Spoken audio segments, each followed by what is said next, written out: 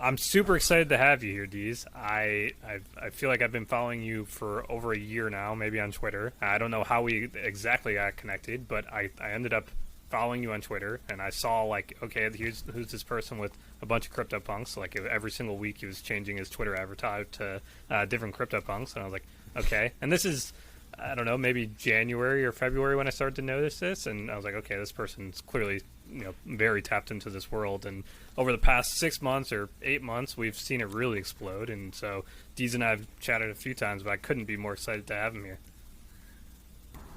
Thank you, man. Thank you for coming on, Deez. So I'm just going to start off just right at it. When did you buy your first CryptoPunk? That's like the thing I'm most curious about, because Mr. Beast told me to buy CryptoPunks like, I don't know, a year ago, and he doesn't let me forget it. He reminds me every single day. Yeah, so I bought my first CryptoPunk.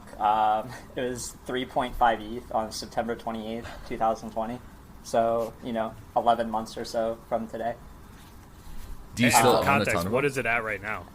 No, I flipped that punk within like 5 days. I bought a floor punk. So at the time, my friend was telling me I needed a zombie, which is like 30 Ethereum, and Ethereum was $300. So it's a relatively cheap-ish thing I could have got at the time. And I was like, nah, I'm going to get a floor. Like, this is a good entry. I don't trust this zombie. I don't know what this stuff is. And I bought a floor, and within like 2 days, I was like, this is not the punk for me. I'm going to sell it immediately and get something else. So I bought my first hoodie right after I sold the floor.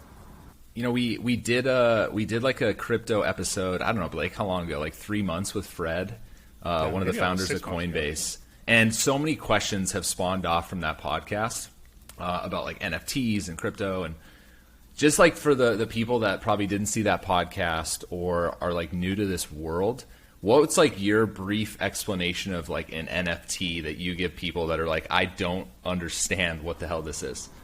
I'm like the worst at explaining this to people who don't get it. Like, I'm just going to come out and say like full stop. Like, if you don't get it, like, I'm not going to explain it to you. We're just going to push it forward and you can join the train or not, but like, we're going. I just like say it's art. I just tell people like I'm trading art. Like, if you have a one of one piece of art, in my mind, it's the same as a collectible. It's just like a one of one. So I just very briefly just say like, hey, I trade art. When people ask me what I do, it's like I trade art. I don't have a great, like, I have a whole thread of material that I send people because I get this message like, what is an NFT? And for anyone who wants it, like, I would send it to you guys and you can put it in the show notes. But it starts out with like the NFT Bible on OpenSea, and it goes through like every single property of an NFT. So like, what makes an NFT? Why are all these properties important? A history of NFTs and all of that stuff. So like, I just send that to people, and I'm like, here you go. But yeah, that's my process for teaching people about NFTs. How do you think about, I guess, just expanding on that? Then what was your mindset when you bought that first CryptoPunk? Like, what even pulled you into this world, and why did you end up buying that first CryptoPunk? Yeah, so before I was even in crypto, I played a lot of RuneScape. And there's these items in RuneScape called party hats. They came out in like 2002. They were free for anybody to get. They were super limited. And then throughout the course of like my time playing the game, the most valuable items were always these party hats, which were these like, from a utility standpoint in the game, they were useless outside of flexing status. So when my friend told me about the punks and was like, you need to look into these, I started immediately thinking like, wow, these are like party hats from RuneScape, but for the digital economy and not just the game. Like, the ceiling on these is massive, is what I thought. And I was like, I got to get involved. But yeah, that was the first, connection I made in my brain. Were you like into CSGO skins and other types of digital items at that point? I didn't have a big bankroll, honestly. I knew about CSGO skins, but I didn't own a knife or anything. I think my most valuable skin is like a case-hardened AK I bought in 2014. Forgot about. But I was completely aware of CSGO skins in that digital economy. I just didn't trade it myself. I was going through your OpenSea before we did this podcast and just scrolling through everything that you now own. How are you identifying projects that you want to get involved in? Like, do you have like some things that you're thinking about or looking for? Or is it just like ad hoc, like this thing is dope, I want to collect this piece of art? it started out, I only was in punks, and then I got into art blocks because the founder of art blocks is a very prominent punk member who had claimed a bunch of zombie punks in 2017, and he stuck around the punks community in the Discord and like helped build it for years, just kind of like spreading the punks gospel. And the guy behind it, his name's Eric or Snowfro, but he's one of the nicest people in NFTs. So he came out and was like, I'm making art blocks, here's a squiggle, this is my Genesis project. And it was like, it could have been anything. I would have minted it because it was Snowfro. He's just so nice. So like, for me, most of the time when I ape into a project now, I am getting so much information. Like Blake last night's like, look at this loot stuff. And then I'm in Slack, and then Andy's like, buy a wizard robe. It's some loot shit that puts you in some like Discord. I'm like, all right, 40, send it. Like, I didn't do any due diligence. It's just like, that's my process now. Back then, or like if I'm putting a lot of money behind something, I need to know the person. I need to talk to them.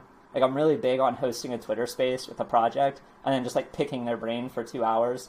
And if they pass like the gut vibe check, then I'll mint some and go forward. But yeah, for me right now, it's like, if I'm going to take a big position, I know the artist really well, or I know the platform really well, or I'm just taking like a, quarter or 50-cent coin flip and just seeing what happens. Like, not much due diligence. It's just apery. I mean, my life feels like it's moving so fast. Like, I can't keep up with all the new projects and all the DMs. So it's like, if I triangulate signals and get like DMs from 2 or 3 people who aren't related that I respect, I'm like, okay, there's something here. Just throw something at it. But that's kind of what I've been doing for the last month or two. Wow. And so I guess you bought that first punk in September of last year, is what you said? Yeah. So it's coming up on a year now. What were your expectations when you bought that? Like, I assume you thought it would be some good investment. Obviously, I'd be shocked if you thought it would be where it's at right now.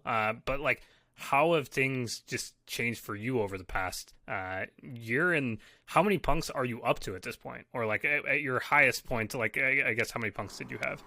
My highest point, I might have like 15 or 16, which in the grand scheme of things doesn't feel like that much. Right now I own 8. But I didn't expect these would be worth like what they are now. Obviously, in the Discord, there's a prominent member of the community named Von Mises, and he, for like, since May 2020, before I was even around, if you go in the Punks Discord and search the phrase "million millionaires," he was saying like, there's millions of millionaires in the world. There's only 10,000 punks, and he was like buying them when they were like 1 ETH and less. But we all kind of memed that, like, hey, there's all these millionaires, and a lot of us aren't selling our damn punks, so, like, come get them. And then the meme kind of became reality in a sense. Like, we saw 140 Ethereum floor the other day. I think right now it's back down to earth a little bit. Back down to earth at 110. Whatever that means. Like, it's still insane.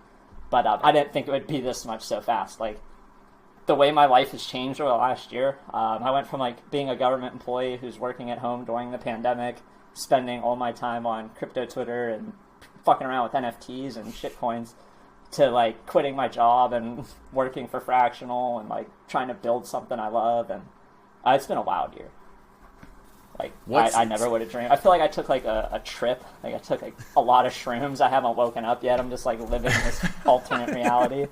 But it's wonderful. Like, I told Blake, I've been watching him on Twitter for like 2 or 3 years. So the fact that he just like cold DM'd me, it's like, is this real?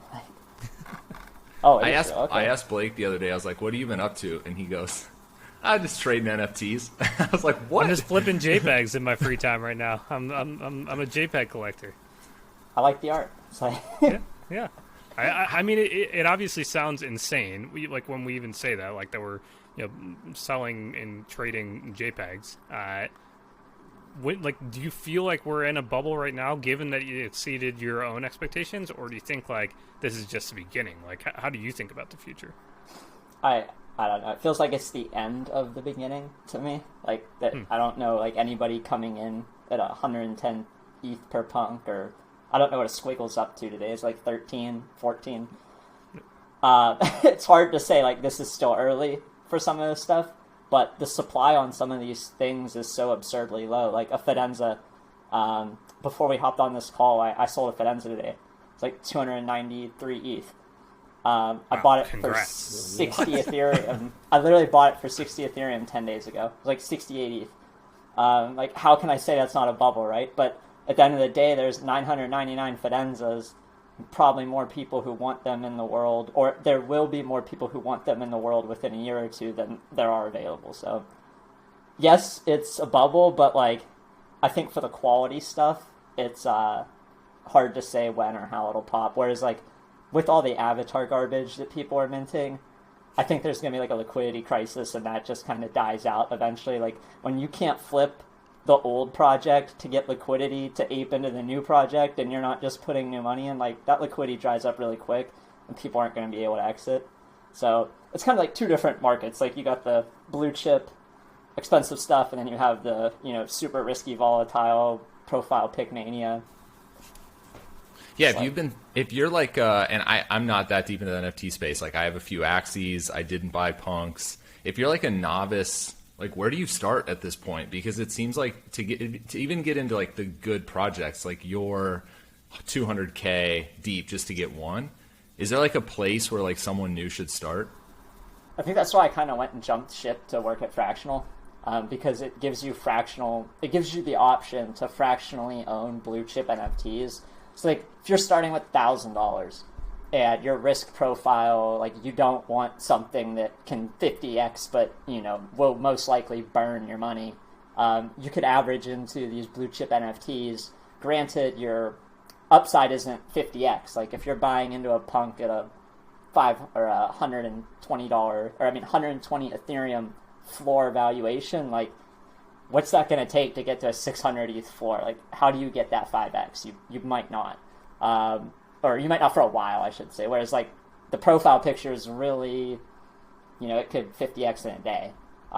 So it depends. Like, if you have risk capital that you don't care that you lose, like, I still suggest probably aping into a bunch of new stuff. But if you're one of the people who, like, is just trying to DCA into something quality, I would look at, like, either fractional ownership or like NFTX. Like, I can't even...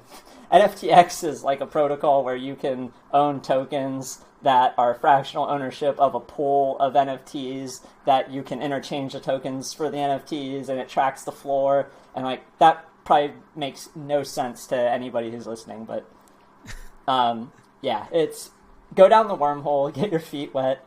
Don't feel like you need to buy something your first day or your first week. Just, like, hang out and kind of assess what's going on and kind of join the different communities. Like, I still recommend people join the Punks Discord. It's public, it's free.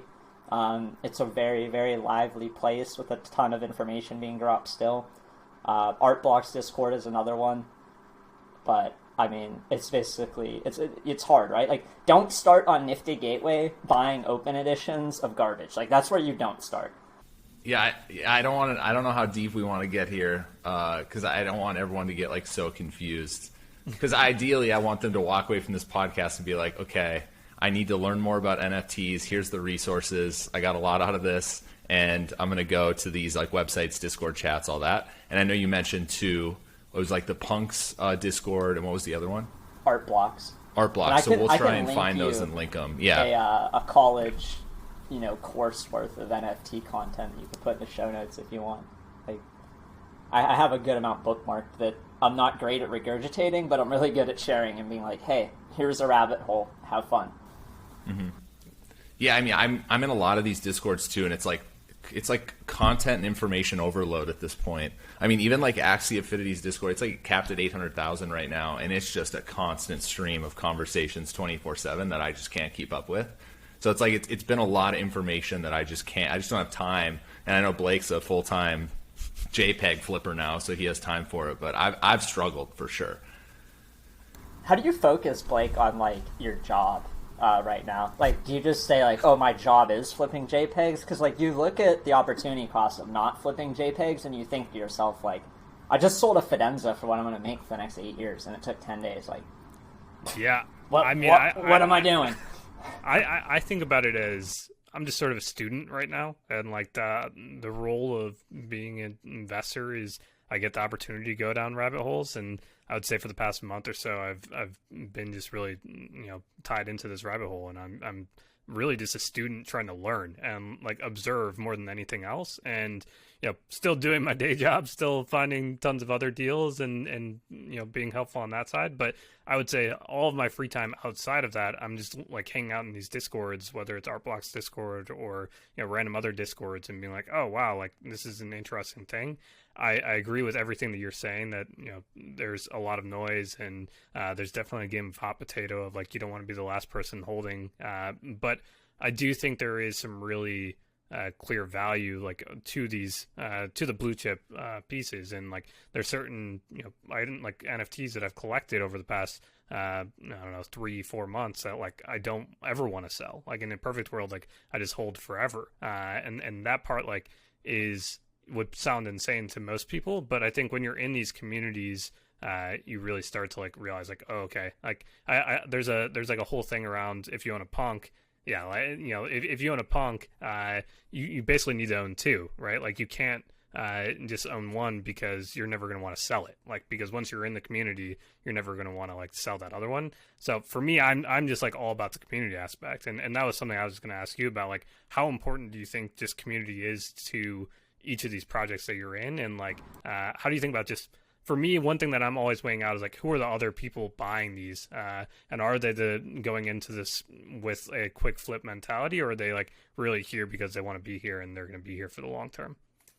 Yeah, I would say what you just said is exactly why I didn't buy any Pudgy Penguins, because the people entering it were all of these people who are on crypto Twitter who didn't buy any NFTs before Pudgy Penguins and then aped in. And it's like all of those people are used to a shit coin, just dumping it as soon as they get it, and it's like I don't want to be involved with that. But you're 100% right. Like to me, the community is everything. I spend 12 hours a day plus in these communities, whether it's punks, art blocks. Like I'm on Twitter all day, every day. It's basically my job as a community manager at Fractional. But yeah, the community vibe is everything. Like if you go into a Discord and everybody is just smashing like floor, it's like they're not even talking, there's no discussion, it's just apes just like, tell me if the price is up or down, and then like you don't want to be a part of that because they're not going to build anything long term. They're just going to be at the whims of the market and emotional, and then like I don't know, not the type of stuff I want to buy into. Will you ever, I know you have 8 punks left, will you hold on to some of those? Like will you like, I'm never selling these 8, like I'll have them for the rest of my life? So every punk I have is on a tier list, and every punk has a price. The price for my Grail punk is $25 million, so I don't think I'll ever sell that. And if the market moves up, I'll move his price up as well. I would say there's realistically 4 or 5 punks I don't want to sell, and then there's another 3 or 4 on the chopping block. And there's actually 2 like I bought in the last month with the intent to just flip. So like everyone kind of has a different spot in my mind, but there's like a few that I don't really want to ever sell if I don't have to. Mm-hmm. Like Blake said, it's really important for people who get in to buy 2 of everything. Like it's probably why Blake bought 2 squiggles, because at one point you want to realize profit, but you never want to leave the club, and to do that you always need at least 2. Have you been looking a lot into like different play to earn? I know we talked a little bit about Axie Infinity. Are you involved in any of those projects right now? I'm probably one of the most pessimistic people on Axie that you'll find. I think it's great that we can offer a game that's better than a job to a third world country, but like, have you played the game yourself? Mm-hmm. Do you enjoy it when you play it? Like, no, absolutely not. Playing like, it for 4 hours a day, like no. Yeah, like that's my issue with every play to earn game I've ever played. It's like I feel like I'm yield farming with my fingers instead of my capital. And if I wanted to do that, like I would just go shove money into a convex vault and farm rather than play any of the play to earn games. I'm sure they'll do well. I know like very smart people who are very bullish on them, like a couple people in the DFS poker fantasy sports world, basically. They're really into these play to earn games, and not just Axie, but some of these new ones too that are coming up. And they're like telling me about them. I just can't get myself into them. I don't like the art. I don't like the game. It's like I passed on Axies last year. I never bought AXS. Like I've missed this whole run, so maybe I'm just negatively biased into not getting into it. But like that's kind of my take on it right now. And if you put a play to earn game in front of me that's fun, I'll play it. But like for me, I don't see it. Yeah, that makes a lot of sense. I think, it will be really interesting to watch how that space evolves over the next 6 months. I'm curious for you, like, Deez, you've become, a creator yourself over the past 6 months, whether it's through spaces or just like being more of a public figure. I imagine there's a balance of you wanting to promote projects that you're in or not in, and just that whole balance of like, oh my gosh, I can actually impact the price and move a lot of NFTs. And how do you think about that as your role? Like, now that you have a bigger voice, because I imagine at some point you're like, oh my gosh, my voice is way bigger than I thought. How do you think about just that element? And yeah, I'm curious how you've approached it to date. Yeah, I mean, as my following gets bigger, you realize you have more and more responsibility. The thing that I do the most is I probably just host spaces spotlighting artists with like smaller collections, or like pieces that are between zero 0.1 ETH and 1 ETH, and try to give them a platform into like talking to collectors who they might not know. I try not to promote too many projects unless like project not being an artist making a collection, but project being like new collectible 10,000 series with a roadmap. I've really laid off promoting them recently, and like I think the ones I've promoted before are like Wicked Craniums, Forgotten Runes, Wizard Club, Goblin Goons, and a few others. But like the reasons I did those is because I talked to the founder for a bit by myself, got a good vibe, and was like, oh, they're doing something new, or maybe it's unique. Let me see what they have to say. Now it's to the point where like my message requests every day are full of these projects. I just ignore all of them because it's like just not not feasible to go through and talk to every founder and try to vet them anymore. Like now it's more like, oh, I get a recommendation from a friend who's like, look at these people, they're doing something cool, and then I might talk to them that way. But it's too big to field incoming requests unless I was like to staff a team to vet them. And like I don't take any payment for any promotion. Like the only thing I'll ever ask for is if like someone's doing a photography collection, I just ask that like I'm able to get one piece for the price they're asking before like a mob of people come in and buy it out. So like for me, it's very important to like not do any paid stuff with the spaces and just have it be this more like organic community thing. And that's kind of how I've approached it from here, because I'm just trying to build up a big community around spaces and like NFTs, shit posting and creating. Like that's really it. It seems like there's a big demand for that from the growth I've seen, so I just keep doing it. Yeah, and we've already seen the creators like get torn apart for getting paid to promote shitcoins. I'd imagine like promoting NFT projects is going to be like the next wave of things we're going to see on like social medias. These like influencers will promote it, pump it, and then people will find out they actually got paid to do it. So I'm just like, I'm really worried for this, like the next wave of this to happen, because we've already seen some people like get completely kicked out of the community and they're just like not allowed back in. The people aren't even watching their YouTube videos. Like they just got completely deleted and canceled. And it's interesting to see like how the SEC or anyone else is going to regulate or even step in general. And so I'm just like kind of patiently waiting to see who's like going to pump and dump like some massive NFT project.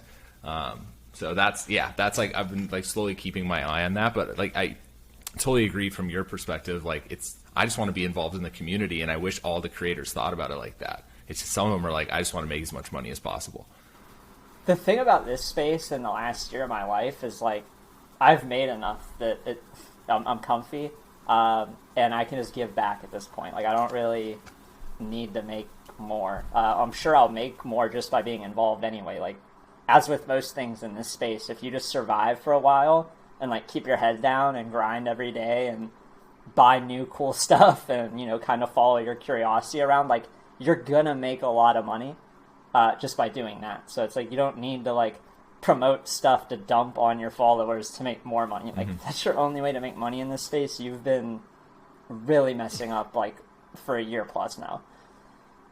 Yeah, I definitely... I get nervous when I see a lot of bigger influencers and creators coming into the space and saying like, I just bought this for 200 ETH type of thing. And only because I get nervous. Like my assumption is that they're doing it because they actually like the project and they're doing it.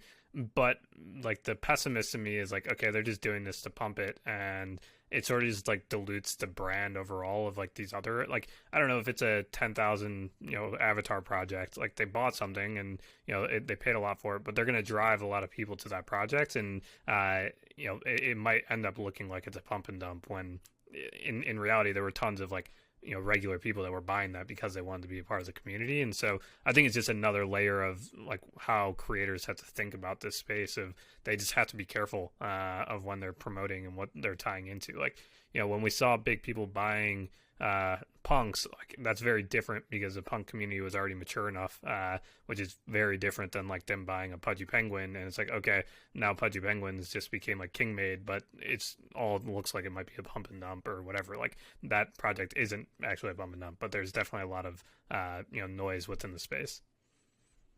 Yeah, I think with a lot of these influencers too, like some of them are just like big degenerates who like don't care. Like I'm just gonna say some names. Gary Vee loves just tweeting whatever the fuck he aped into. It's like, okay, it's cool. We can all watch people's wallets anyway. So like the thing about crypto, it's a blockchain. It's all open. A lot of these people don't use more than one wallet, or they have one main wallet. So like you go look at Gary Vee's wallet. You can go look at Logan Paul's wallet. You can go look at FaZe Banks' wallet. You can go look at Matt Kalish's wallet. But like all those people are just big degens to me. I'm in different groups with different ones of them, and like they're just like us, but they don't seem to like have the same, warning signs before clicking the blue button that says tweet. But like they're just big degenerates who just want to ape stuff with high upside, and like, yeah, they probably know what they're doing at some point too. But I mean, I tweet the same thing. Like, you could say the same thing about me at Squiggles and whatever the hell I tweet about. Like, it's just kind of the game we're playing, I guess. As you think about, like, right now, we're clearly in a profile picture boom. Like, there's also a generative art boom with art blocks and things like that. Like, how do you think about the next wave? There's obviously a ton of talk within NFT world of, like, maybe it's going to move to one-of-one type of art where it's, very just, like, really just unique one-of-one art. Like, how do you think about the next wave, and what are your sort of predictions for where this might be heading? I think for one-of-one art in particular, it's a really, like, esoteric market. You have to really know, like, who the OGs are. You have to know the history behind the space. It's a lot easier to come into punks and art blocks when there's, like, thousands of comparables, right? Like, if you're on the Fidenza page and you're like, oh, 3 people just paid $300 for one that looks like this, I feel comfortable spending $300. There's not a ton of big one-on-one artists who have a bunch of comps. Like, Xcopy is really the only one, and his are just, like, building on top of each other to the point where, like, you're probably spending over 300 Ethereum for a bad Xcopy. Like, it's not a one with a character that looks cool and it's memorable. It's like an early one that's just, like, a glitchy-looking screen.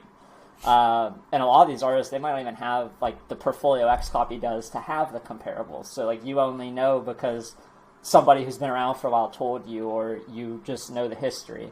So I think I think one-on-ones will find their day, but it's going to take longer, like, than art blocks and generatives. And I don't think the multiplier on your investment is going to be, like, super massive either, because a lot of whale NFT collectors have already, like, packed up their truck and drove away with all the one-on-ones.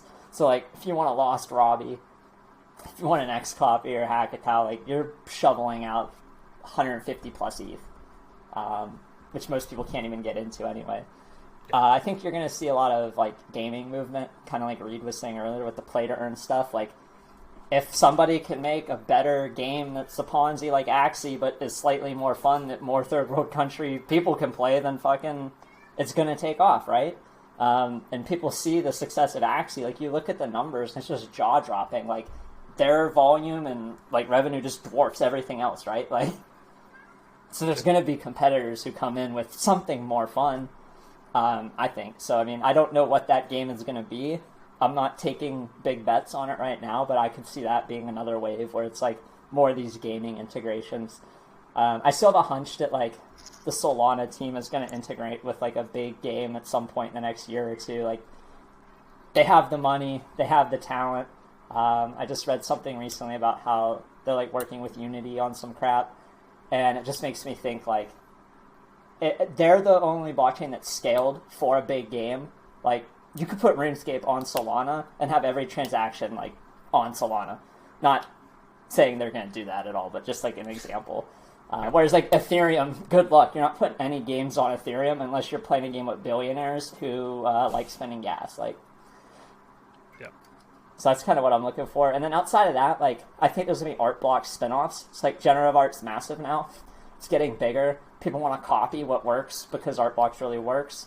And if you're only dropping one generative art project a week and it only has 1,000 mints, like there's so much demand there that people want. So I'm kind of like taking small bets on generative art on Solana, and it doesn't look good, but I'm like, oh, it's half a soul. Okay, I'll buy a few. But I don't know what it's going to be really. Just like gaming, knockoffs of what already works, one-on-ones for the bigger players. Yeah, I don't think the big publishers and developers are going to ignore this space, right? I'd imagine Ubisoft, EA, like they're all kind of thinking about like what's our play-to-earn strategy. It's just, I'm guessing they're all years away from that, though. So we're going to probably go through some ups and downs in that market before we see some of the big players jump in. But that's when I think this probably gets really interesting, is when they can figure, like when Activision Blizzard can figure out like what that game is. Yeah, I'm excited to see what it is when it comes, but until then, I'll be patiently waiting. Well, hopefully, you mentioned a lot in this episode. We'll try and link as much as we can in the description, from the like Discord groups that you mentioned to like the different websites and things that people should be looking at. You also mentioned like an NFT article that people should read, and just tons of information. So we'll link all that in the description. Hopefully this was helpful to everyone listening. It was definitely helpful for me. My head is spinning. I'm probably going to need to listen to this back a few times, but thanks for coming on. Yeah, thank you.